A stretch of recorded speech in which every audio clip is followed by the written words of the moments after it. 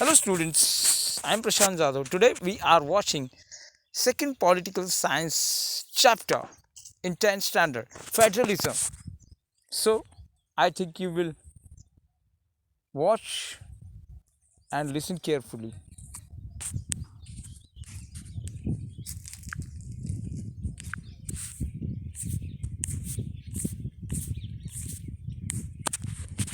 तो फर्स्टली हम देखेंगे व्हाट इज फेडरलिज्म. फेडरलिज्म क्या है? What is federalism? Let us get back to contrast between Belgium and Sri Lanka that we saw in the last chapter. You would recall that one of the key changes made in the constitution of Belgium was to reduce the power of central government. तो हमने पिछले lecture में देखा कि क्या भिन्नता है श्रीलंका और बेल्जियम के कॉन्स्टिट्यूशन में.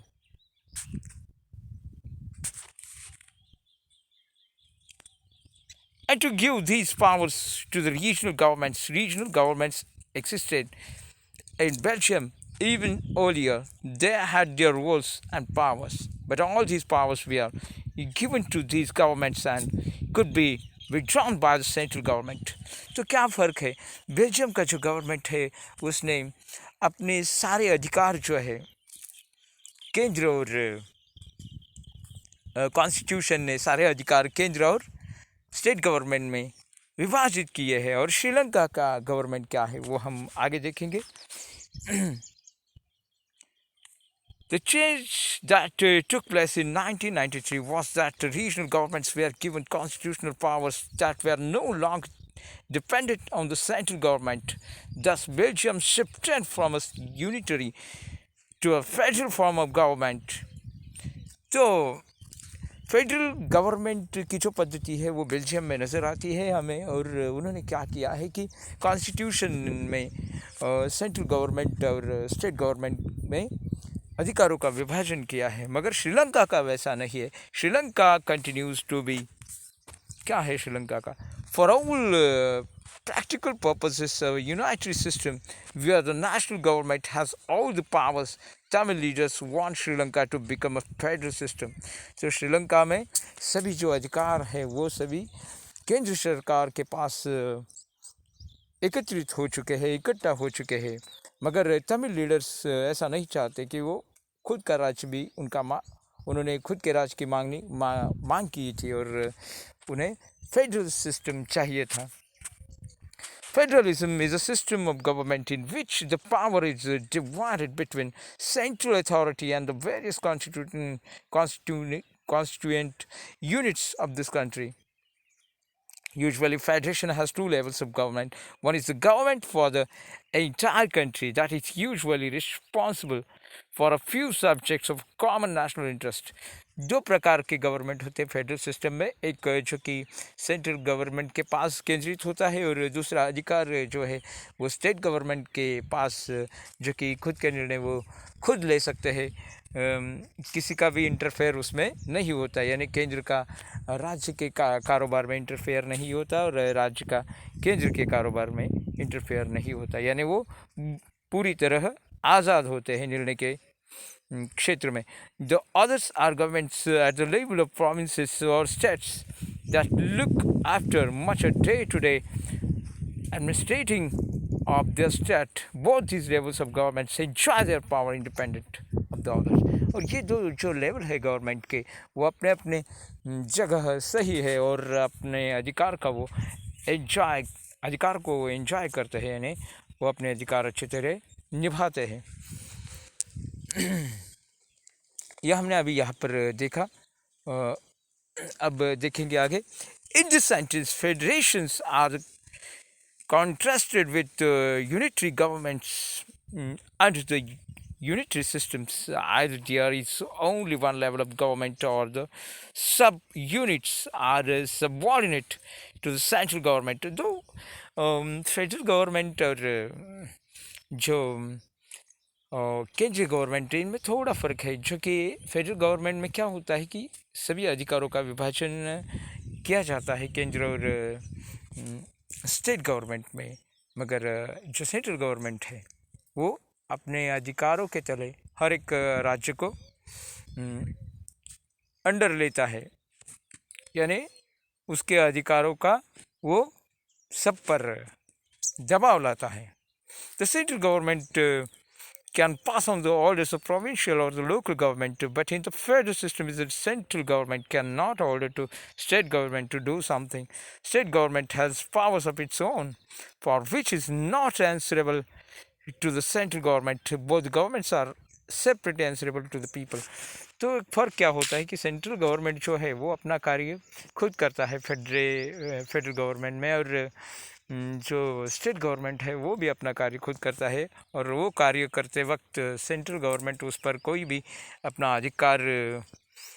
अधिकार का दबाव नहीं ला सकता, और स्टेट गवर्नमेंट वो अधिकार गवारा नहीं करता। तो वो जो है अपने कार्यों खुद करेंगे दोनों गवर्नमेंट, और वो अपने कार्यों का जो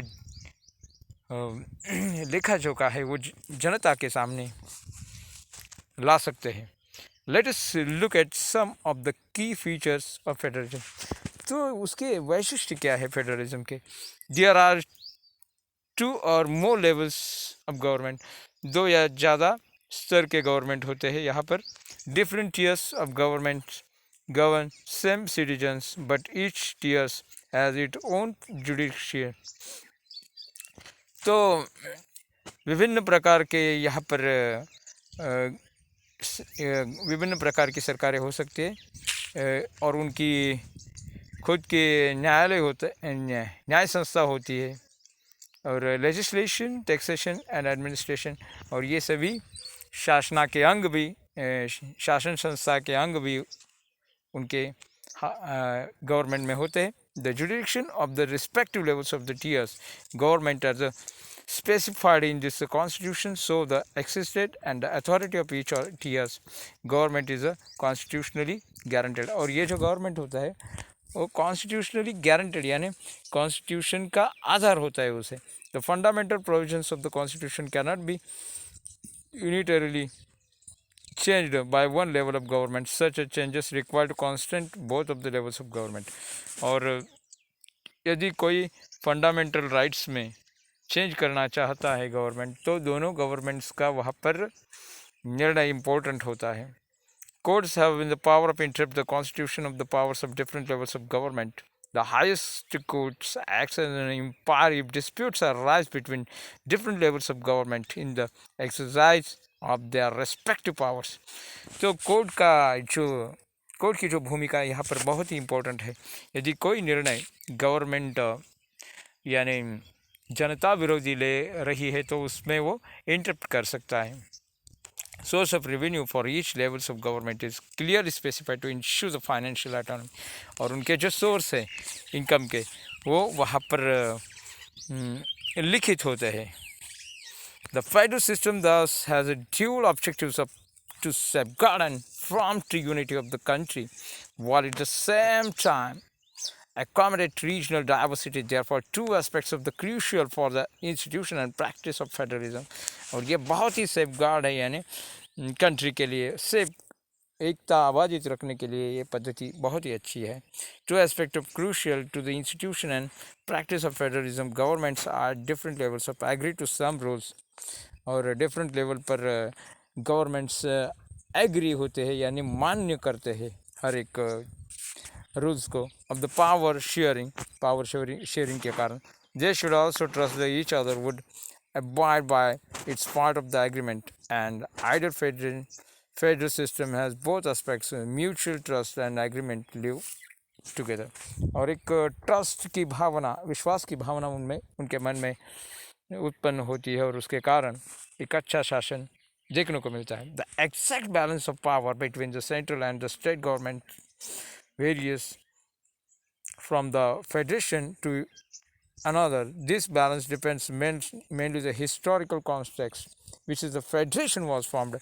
और एक फेडरेशन कंप्लीट करने के लिए, एक संघराज्य बनाने के लिए एकता होने की बहुत ही ज़रूरत है। There are the 2 kinds of routes through the federations being formed। The first route of the involves independent states coming together on their own and form bigger unit. पहले फॉर्म में क्या होता है कि जो स्वतंत्र राज्य है वो एक होकर यानी मिलकर कार्य करे, बिगर यूनिट एक यूनिट बनाए, उनकी एकता का एक यूनिट बनाए, so that they pulling sovereignty and returning identity they and increase the security. This type of coming together federation include और एक यूनिटी बनाए, एक सिक्योरिटी दे, राष्ट्र की सिक्योरिटी बढ़ाने के लिए। तो इस तरह की जो फेडरेशन है वो कहाँ पर है? USA, Switzerland and Australia. This first category of federation, ये फर्स्ट कैटेगरी में ये देश है, ये कंट्रीज़ है।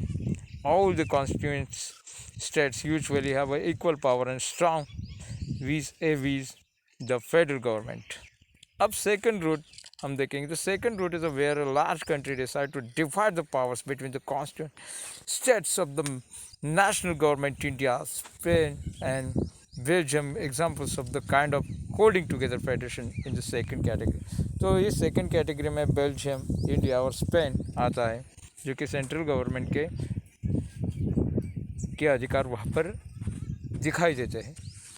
In this second category, the central government tends to be more powerful, which vis the states very often different constitution units and the federation have equal powers. Some units are granted special powers. अब कुछ units को granted powers भी दिए गए हैं इस तरह के गवर्नमेंट्स में। तो हमने ये दो प्रकार के गवर्नमेंट्स यहाँ पर देखे। तो मैं प्रशांत जाधव अपना ये लेक्चर यहाँ पर ख़त्म करता हूँ। नमस्कार।